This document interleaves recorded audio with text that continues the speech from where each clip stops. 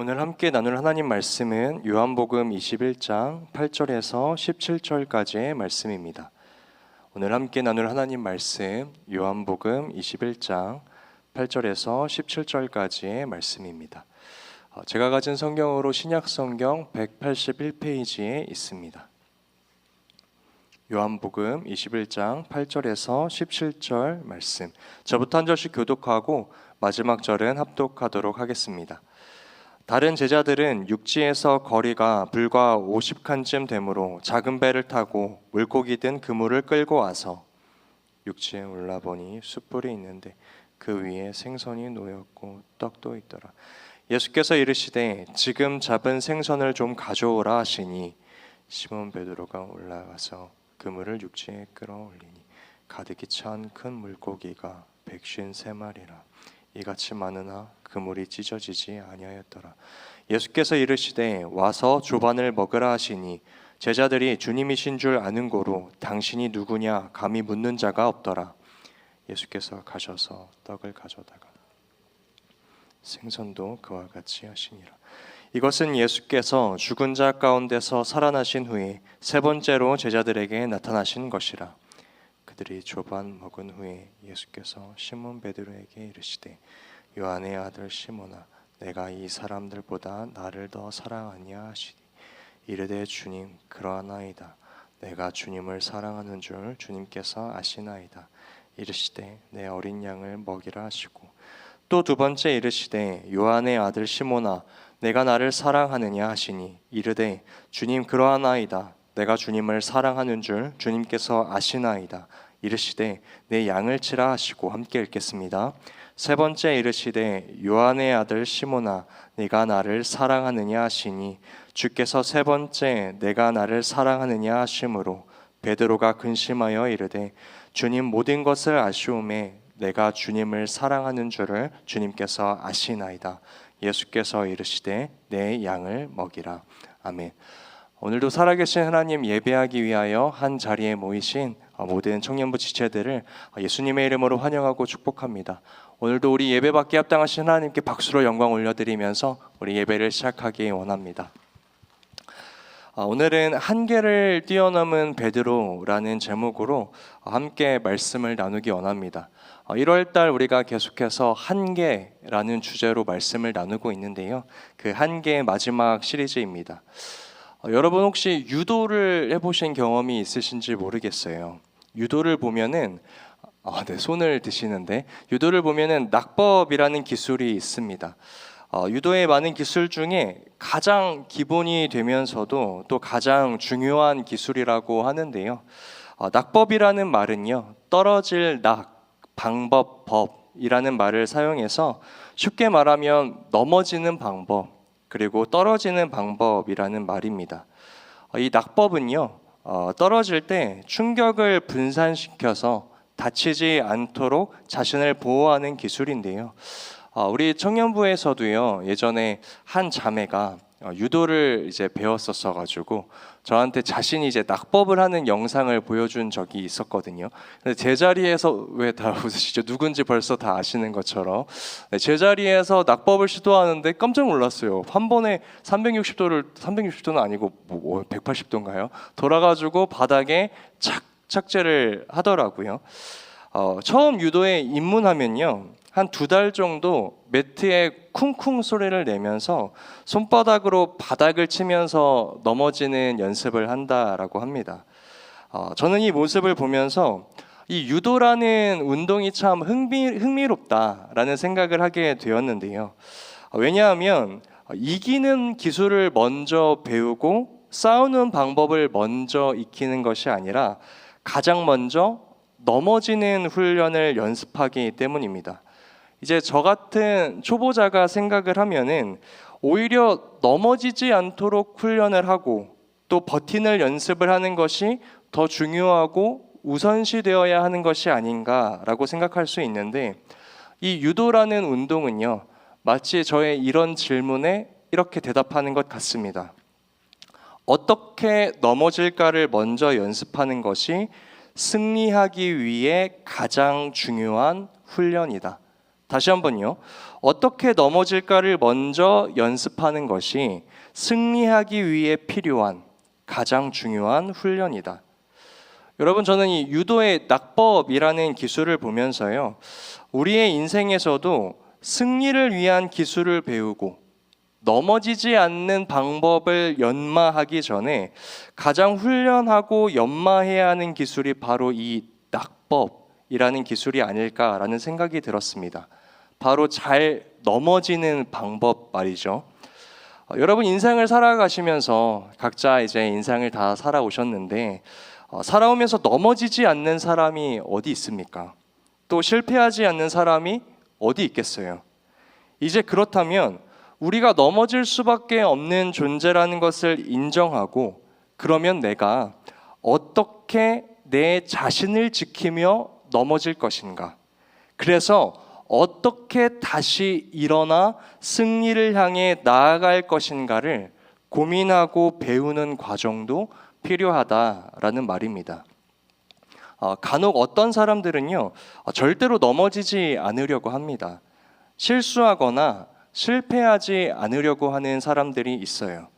나의 인생에 고통, 힘듦이라는 것은 절대로 용납할 수 없다라고도 이야기합니다. 하지만 여러분, 우리 이처럼 완벽하지 않다라는 걸 알잖아요. 내 자신이 참 완벽하지 않다라는 걸 우리 모두가 알고 있는데, 그 완벽하지 않은 우리가 완벽한 삶을 살아가려는 것 자체가 고통이라고 생각을 합니다. 죄로 인해 상처 많고 고통 많은 세상에서 고통을 당하지 않으며 살아가려고 하는 것이 어쩌면 더 고통스러운 일일지도 모르겠다라는 생각을 해봤어요.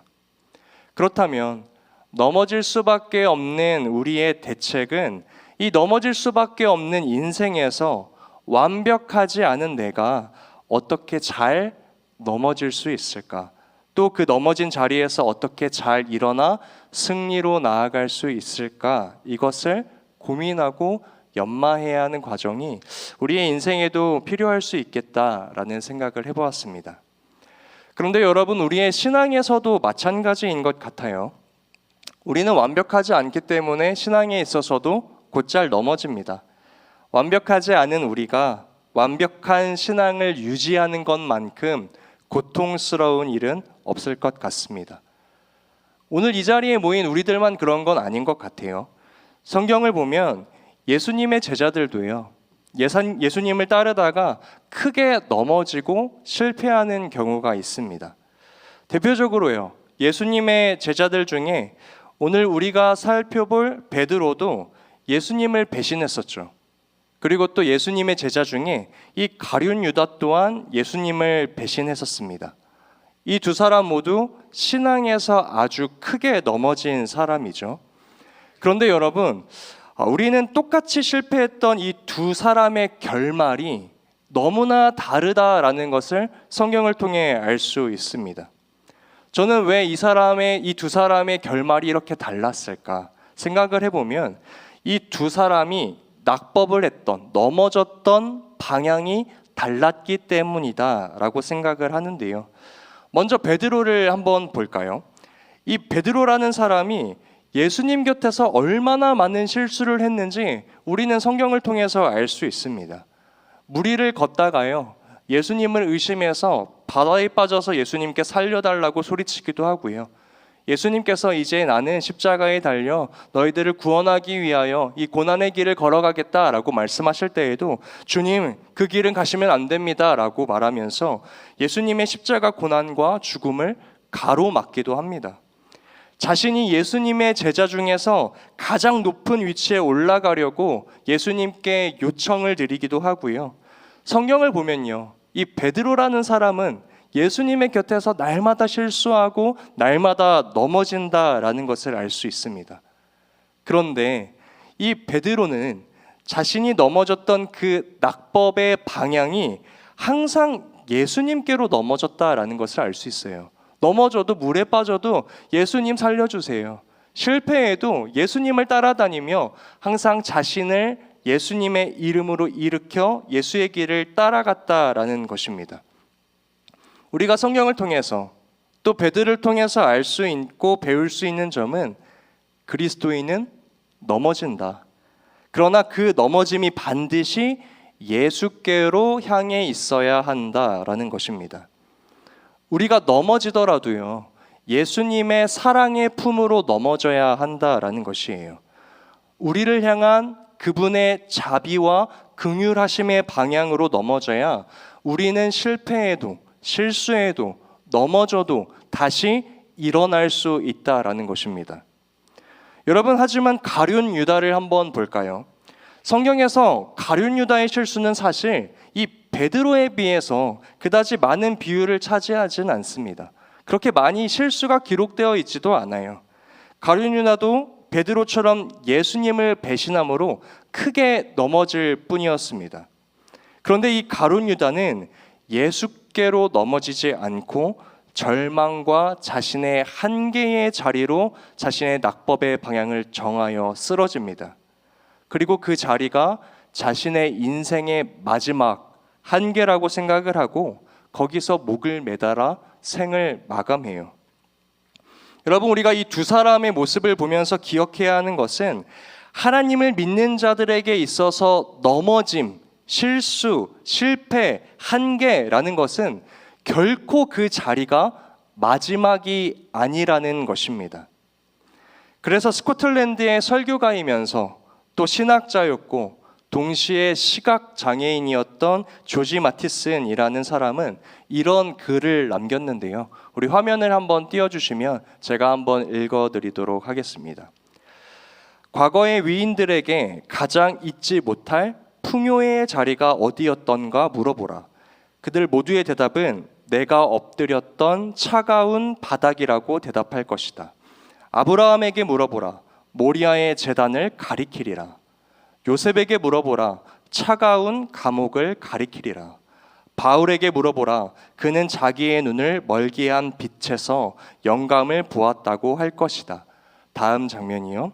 한 사람 더 예수에게 물어보라. 그분은 대답하리라. 겟세마네 동산 차가운 땅바닥에서 왕권을 받아노라고. 내 영혼아, 그대도 겟세마네에서 화환을 얻으라. 그 쓴 잔을 마심이 면류관이 되리라. 그대의 외로운 시간이 왕관으로 바뀌리라. 절망스러운 날들이 기쁨이 될 것이요 사막이 변하여 노래하며 조용한 살림의 나무들이 손뼉 치리라. 여러분, 어떠세요? 스코틀랜드의 한 설교가의 말처럼 우리 모두에게는 각자마다의 실패의 자리가 있다라고 이야기하는 것이에요. 우리가 그 가운데에서 소망을 품을 수 있는 이유가 있다면 하나님께서 아브라함에게 그랬던 것처럼, 요셉에게 그랬던 것처럼, 바울에게 그랬던 것처럼, 심지어 예수 그리스도의 삶을 통하여 하나님께서 그 모든 과정 가운데에 함께하고 계시고, 또한 이 모든 과정을 통해서 우리가 더욱 예수 그리스도를 알아가고 사랑할 수 있기 때문이다 라고 이야기한다라는 것입니다. 그러므로 여러분, 만약 우리가 넘어진 자리에서도 여러분들의 현재 상황이 아무리 실패의 자리 같고 한계의 자리에 같을지라도 그 자리에서도 만약 여러분들이 오늘 예수님을 찾고 예배할 수 있다면 여러분, 그것은, 그 순간은, 그 상황은 완전한 패배가 아니라는 것을 여러분 반드시 기억하셔야 합니다. 그것은 오히려 신앙의 낙법을 예수님께로 잘한 것이에요. 이런 사람들은요, 그 넘어짐이 끝이 아닙니다. 오로지 그 자리에서 예수를 얻고 주님께서 주실 삶의 변화와 회복을 누릴 일들이, 그런 날들이 오히려 기다리고 있다라는 것이에요. 그러나 신앙의 낙법을 잘못해서 오늘 가룟 유다처럼 좌절, 한탄, 원망의 바닥에 착지해버리면 우리는 쉽게 일어나지 못합니다. 그곳은 패배의 자리가 된다라는 것입니다. 사랑하는 여러분, 그래서 여러분들의 삶이 이리저리 휘청이고 넘어지려고 할 때 간절히 바라고 소망하는 것은 예수의 말씀과 예수의 사랑의 품으로, 우리를 향한 그 자비와 긍휼하심의 품으로 넘어지시는, 그분에게 나의 삶과 문제를 맡겨드리는, 그래서 주님을 날마다 찾는 예배자들이 되기를 간절히 소망합니다.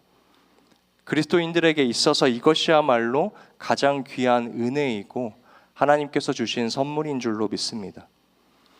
그런데 오늘 본문에서는요, 이 신앙의 낙법을 잘 해오던 베드로가 완전히 땅바닥으로 잘못 착지한 장면이 나옵니다. 여러분, 오늘 본문의 배경은요, 예수님을 3번이나 부인하고 예수님을 버리고 떠난 베드로가 다시 예수님을 만나기 전 자기의 삶으로 돌아가 어부의 생활을 하고 있는 장면에서부터 말씀이 시작돼요. 여러분도 아시는 것처럼요, 이 베드로는 예수님께 이렇게 신앙의 고백을 했던 사람입니다. 주는 그리스도시요 살아계신 하나님의 아버지의 아들 되시는 분이십니다. 이러한 믿음의 고백을 하고 예수님을 따라 물 위를 걷고 예수님을 잡으려고 했던 사람의 귀를 베고 예수님을 따르기 위하여 자신의 모든 것을 버렸던 사람이 바로 이 베드로라는 사람이에요. 그렇게 주님을 향하여 열심을 가지고 신앙을 지켜왔던 이 베드로였지만, 이런 베드로조차 사람들에게 붙잡혀 온갖 조롱과 고문을 당하시며 십자가를 지러 가시는 그 예수님을 바라보며 결국 그 두려움과 시험을 이기지 못하고 결국 예수님을 버리고 말았다라는 것입니다. 여러분, 사랑하는 이를 버리고 가는 그 처참함, 부끄러움, 나라는 사람의 밑바닥, 베드로의 신앙은 완전히 바닥에 내리꽂혔습니다. 넘어진 것이죠. 그런데 넘어지는 순간 자신을 지키지 못하고 예수가 아닌 자신의 한계 속에 몸을 맡겼어요. 베드로는 그만 다시 일어나지 못하고 완전히 주저앉아 버렸습니다. 그리고 베드로는 자신이 예수를 만나기 전 다시 이전의 모습으로 돌아갑니다. 물고기를 잡으면서 무슨 생각을 했을까요? 나 같은 사람이 그렇지, 변화될 리가 없었지, 잠깐 꾸었던 꿈 같은 순간이었지.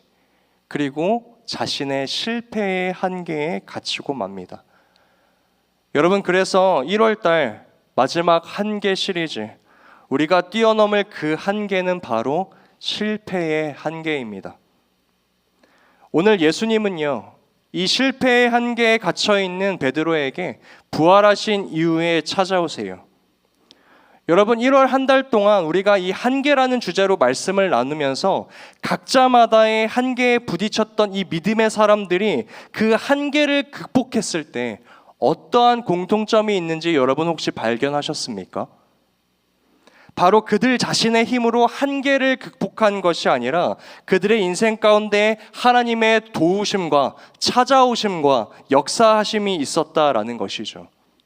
첫 번째, 주저함의 한계에 갇혀서 뽕나무에 올라가 있는 삭개오에게 예수님이 먼저 찾아오십니다. 그리고 말씀하시죠. 그 주저함의 나무에서 내려오라.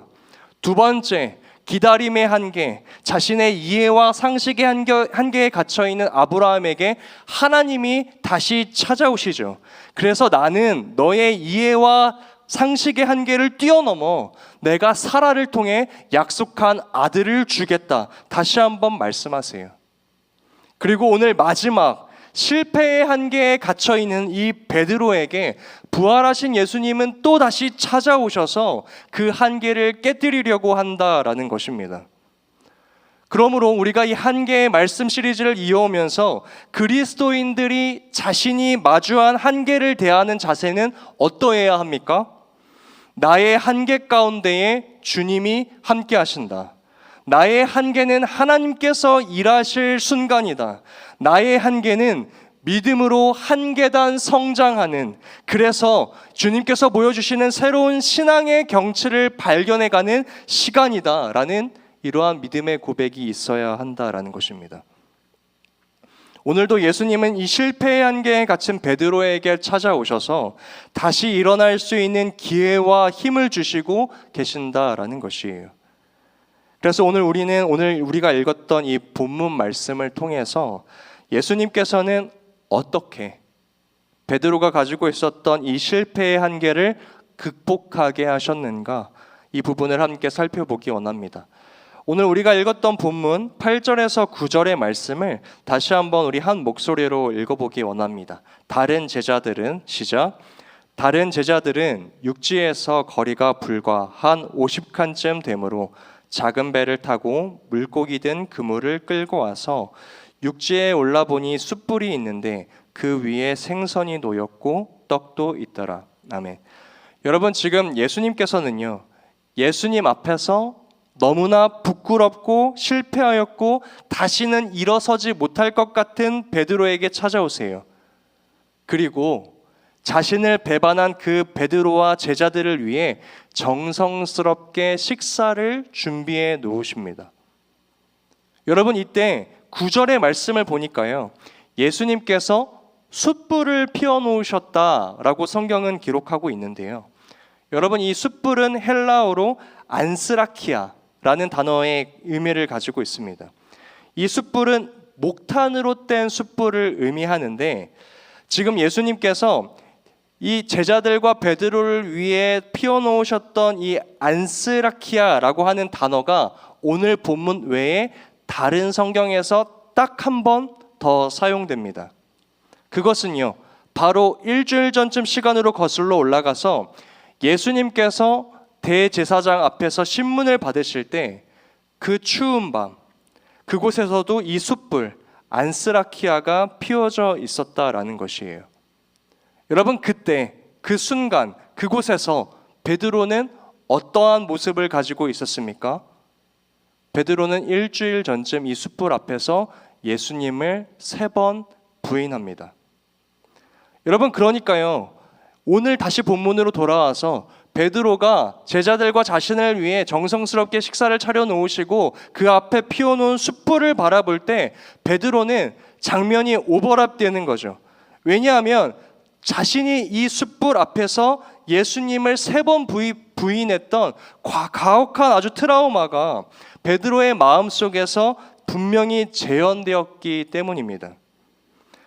여러분, 예수님은요, 지금 정성스럽게 차려놓은 이 식탁에서 베드로가 예수님을 배신했었던 뼈아픈 기억을 일부러 떠올리게 하고 계세요.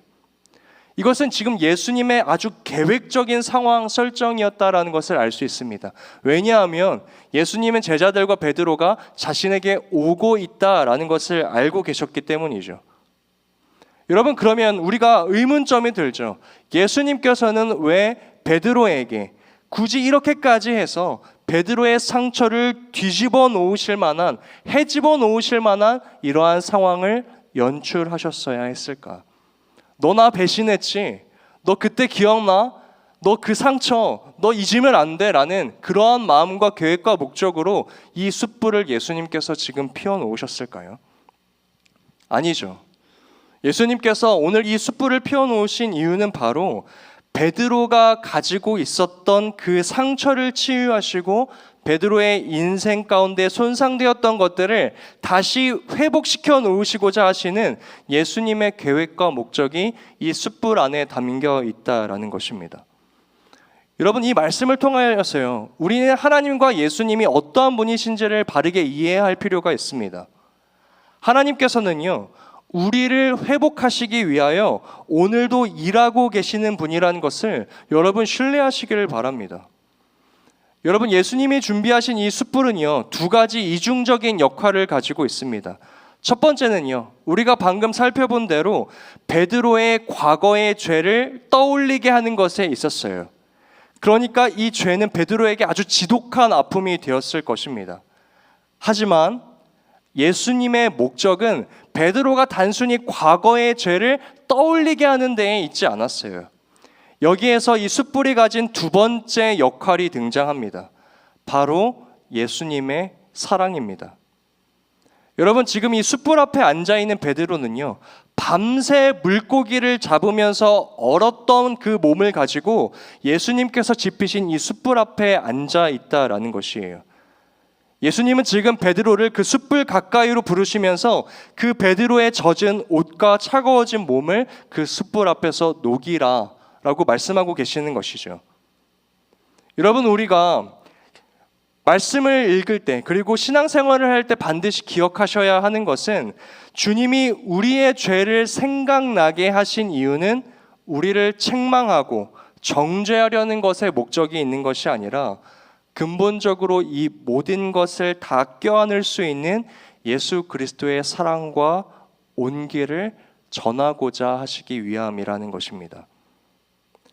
사랑하는 여러분, 하나님의 말씀은요, 때론 오늘 본문에 나오는 예수님의 숯불같이 느껴집니다.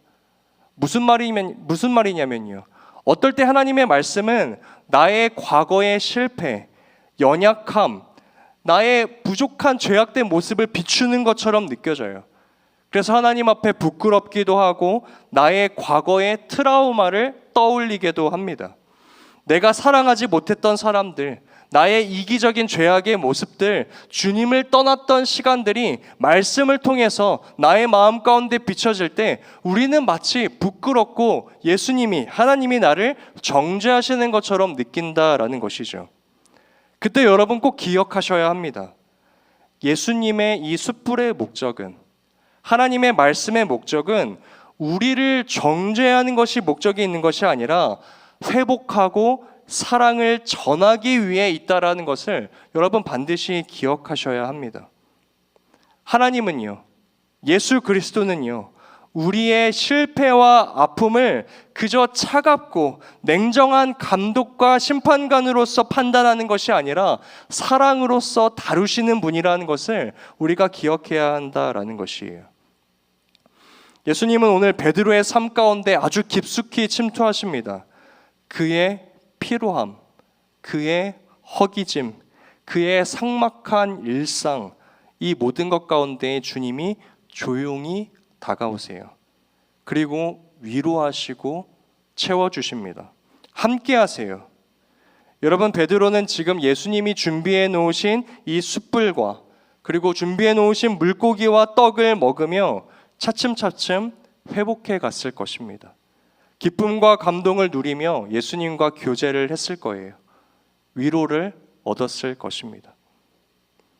그런데요, 여러분, 우리의 삶에도, 오늘 우리의 삶에도 여러분들을 위한 이 주님의 식탁이 차려져 있다라는 것을 여러분 믿으시기를 바랍니다. 예수님은 여러분들의 삶의 구체적인 현장으로 다가오세요. 우리의 삭막한 일상, 실패, 무너졌던 자리에 찾아오셔서 그 순간들을 정죄하지 않으시고 판단하지 않으시고 조용히 다가와 다시 한번 나의 과거와 실패를 사랑과 신앙의 눈으로 다시 한번 바라볼 수 있게 해주시는 분이라는 것입니다. 여러분, 그리고 이 예수님의 식탁은요, 베드로의 죄를 들춰내고 위로하는 데에서 끝나지 않습니다. 우리가 이제 다음 장면으로 넘어가면요, 예수님은 베드로를 향한 더욱더 분명한 목적을 보여주세요. 우리 함께 오늘 본문 15절에서 17절까지의 말씀을 다시 한번 읽어보기 원합니다. 그들이 조밥 먹은 후에, 시작. 그들이 조밥 먹은 후에 예수께서 시몬 베드로에게 이르시되, 요한의 아들 시몬아, 내가 이 사람들보다 나를 더 사랑하느냐 하시니, 이르되 주님 그러하나이다. 내가 주님을 사랑하는 줄 주님께서 아시나이다. 이르시되 내 어린 양을 먹이라 하시고, 또 두 번째 이르시되 요한의 아들 시몬아, 내가 나를 사랑하느냐 하시니, 이르시되 주님 그러하나이다. 내가 주님을 사랑하는 줄 주님께서 아시나이다.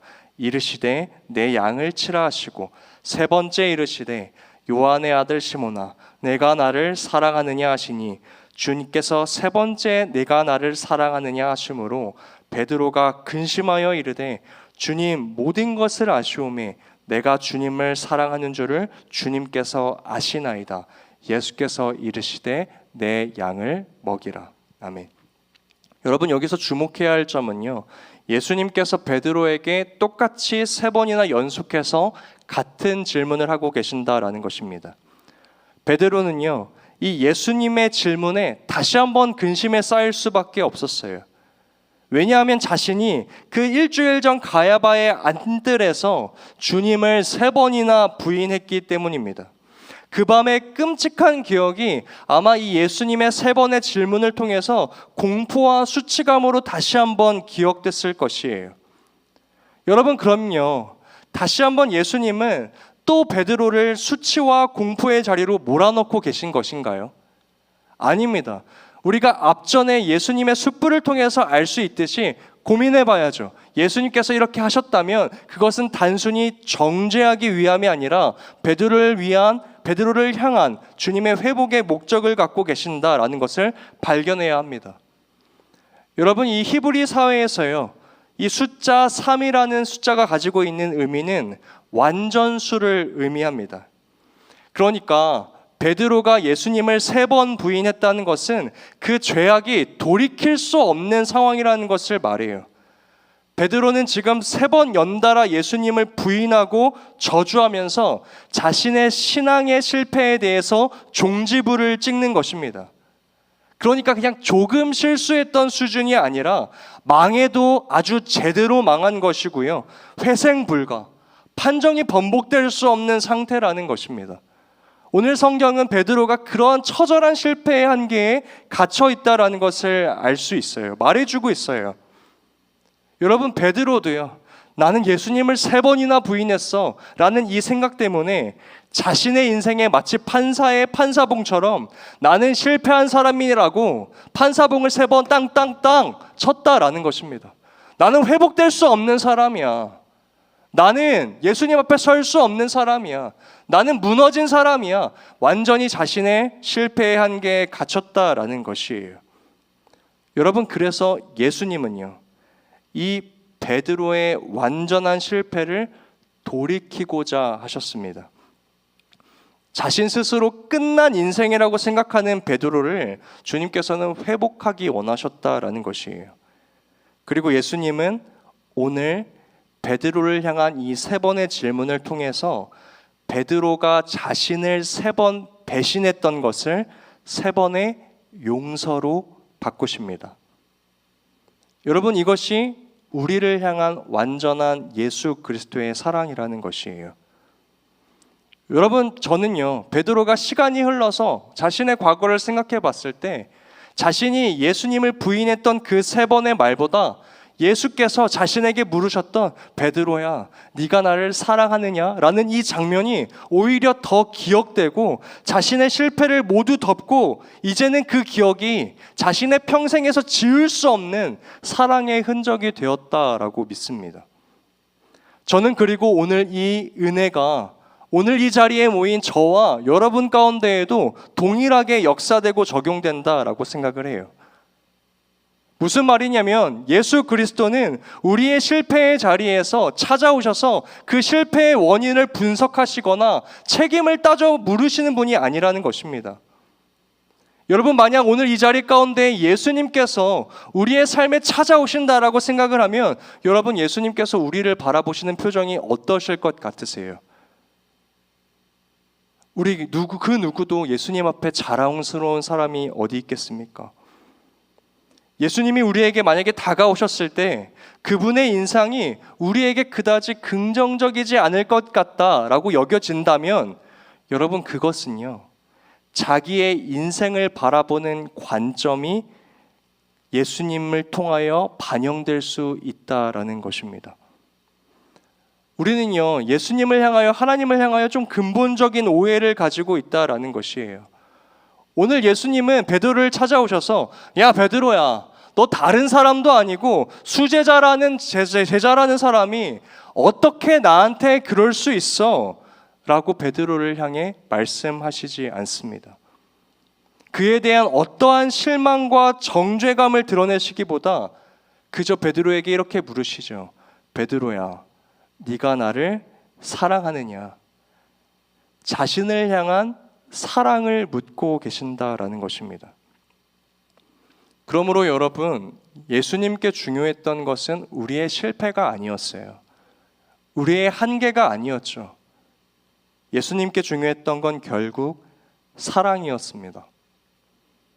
왜냐하면 주님이 우리에게 오신 이유도 결국 사랑 때문이었고, 주님께서 십자가를 지신 이유도 우리를 사랑하셨기 때문입니다.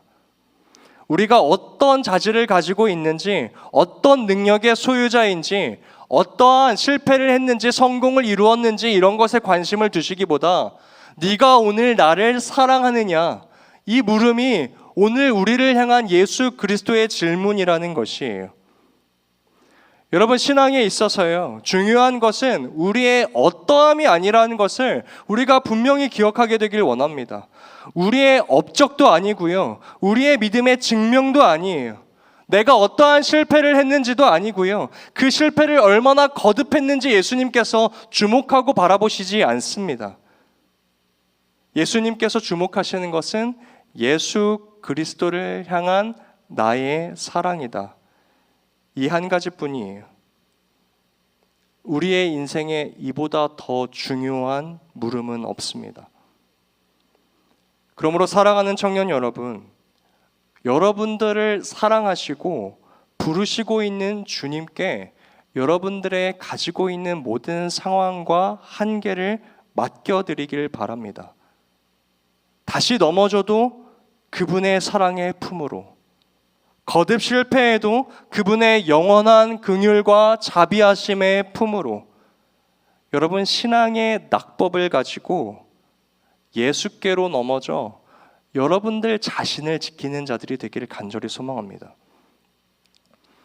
우리의 인생의 깊은 눈물의 골짜기를 지나갈지라도, 아니면 아름다운 성공과 행복의 높은 봉우리에 올라갈지라도 우리가 매 순간마다 기억해야 하는 것은 우리보다 앞서 걸으시는, 나의 선한 목자 되시는 그분의 사랑이 오늘 나에게 여전히 향하고 있다라는 것을 기억하는 것입니다.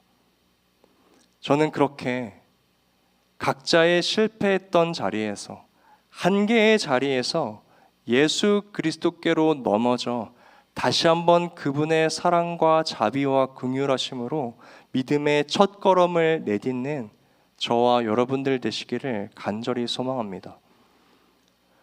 여러분, 우리가 이 한계라는 시리즈를요 1월 딱 3주만 반복 진행했어요. 1월 한 달 딱 3번에 걸쳐서 끝내는 이유는요, 연약한 우리에게는 한계가 너무 많아서 이 한계 시리즈를 이어가면 1년 내내 우리가 어떤 한계를 가지고 있는지만 주구장창 이야기할 수 있기 때문이에요. 그리고 베드로처럼 자신의 인생 가운데 판사의 판사봉을 들고 나는 이러한 한계를 가졌지, 나는 그래서 이러한 사람이지, 나는 이러한 상황에서 벗어날 수 없지, 이러한 말들만 계속 반복하게 될 것이기 때문입니다. 그러나 오늘 우리가 읽었던 말씀은 예수 그리스도의 말씀을 통하여, 음성을 통하여 어떻게 말씀하고 계십니까? 너가 스스로 내려쳤던 인간적인 판사봉을 내려놓고 너를 향해 내리치는 사랑의 판사봉, 예수 그리스도의 판사봉의 음성을, 그 울림을 너희는 영적인 귀를 열고 들어라. 너의 그 자리는 한계의 자리가 아니야, 실패의 자리가 아니야, 주저함의 자리가 아니야. 너를 향해 내리치는 나의 선포는 예수 그리스도를 인하여 다시 일어날 수 있다, 예수 그리스도께서 오직 회복을 할 수 있다라는 예수 그리스도의 선포가 오늘 우리의 인생 가운데 선포되어지고 있다라는 것입니다.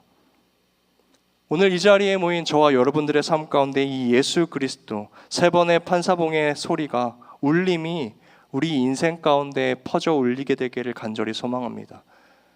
자신의 한계에 그만 집중합시다. 여러분, 이 한계 시리즈를 준비하는데 이런 글이 있더라고요. 하나님께서 당신을 쓰실 수 없다고 느껴질 때 다음의 사람들을 기억하십시오. 어쩌면 한 번쯤은 보셨을 수도 있을 것 같아요. 성경의 인물들이 가지고 있었던 한계를 쭉 나열합니다. 제가 한번 읽어드려 볼게요. 노아는 술 취하였고, 아브라함은 노쇠하였고, 야곱은 거짓말쟁이였고, 요셉은 학대를 받았습니다. 모세는 말을 잘 못했고, 기드온은 두려워했고, 삼손은 바람둥이였고, 다윗은 간음하였습니다. 엘리야는 우울하였고, 요나는 하나님을 피해 도망했습니다. 나오미는 과부였고 욥은 파사나였고 베드로는 예수를 부인했고 제자들은 기도하다 잠이 들었으며 막달라 마리아는 귀신에 씌었었고 삭개오는 키가 너무 작았습니다. 바울은 율법적이었고 디모데는 너무 어렸고 나사로는 죽었었습니다. 이제 더 이상의 핑계는 필요 없습니다. 무슨 말이에요? 성경의 인물들이 가지고 있었던 그 모든 한계들, 그들이 완벽하지 않았었다라는 것이죠. 그런데 왜 성경은 그들이 믿음의 사람이라고 우리에게 오늘 알려지고 들려지고 있습니까? 그 넘어짐의 자리에서 예수 그리스도께로 넘어진 것이죠. 나의 한계를 만났을 때 나의 한계를 통해 일하실 하나님을 붙들었던 것이죠. 사랑하는 청년 여러분, 오늘 우리의 인생에도 각자마다의 한계가 있지 않습니까? 부족함이 있지 않습니까? 연약함이 있지 않습니까? 그러한 모습들 한 가지라도 가지고 있지 않은 사람이 도대체 누가 있단 말입니까? 그런데 여러분, 모두가 이 동일한 상황에서 예수 그리스도를 붙들고 계십니까? 자신의 상황을 예수 앞에 내려놓고 나의 한계입니다. 주님께서 일하셔야 하는 순간입니다. 상황입니다. 나의 신앙의 한계가 왔습니다. 주님 도와주셔야 합니다. 라는 기도의 간구, 처절한 외침, 그것이 우리의 삶 가운데 존재하고 있냐라는 것입니다. 여러분들의 인생의 한계는 무엇입니까? 여러분들이 하나님 앞에 나아가지 못하게 가로막는 것은 무엇입니까?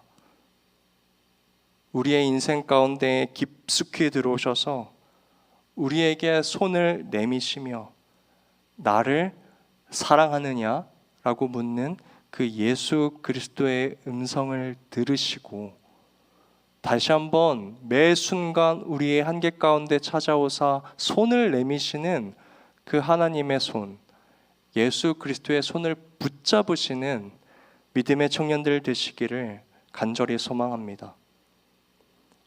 우리의 걸음은 매 순간 두렵지만 우리와 함께 하시는 하나님으로 인해 우리의 한계를 넘어 주 예수 그리스도께서 주시는 풍요로움을 우리의 삶 가운데 누리고 날마다 믿음의 한 걸음 걸어가시는 새한 라이즈 되시기를 간절히 소망합니다. 우리 이 시간 깊어진 삶을 주께라는 찬양을 주님께 올려드리면서 함께 찬양하며 나아가실 때에 하나님, 나의 삶 가운데 매일 마주한 슬픔들, 한계들, 하나님 연약함들, 상처들이 있습니다. 하나님, 주님께로 주님이 기뻐하시는 대로 기대하시는 대로 나아가고자 하나 나의 한계에 가로막혀 날마다 주저앉고 무너져 있는 나의 삶을 주님께서 아십니다. 그 순간 은혜로 날 보듬으시고 주님 나를 사랑하느냐라고 물으시는 그 주님의 음성에 반응하여 예수께로 나의 삶을 맡기고 예수로 인하여 일어날 수 있는 믿음의 세대, 믿음의 청년 되게 하여 달라고 우리 하나님께 이 찬양의 가사 올려드리면서 함께 고백하며 나아가도록 하겠습니다.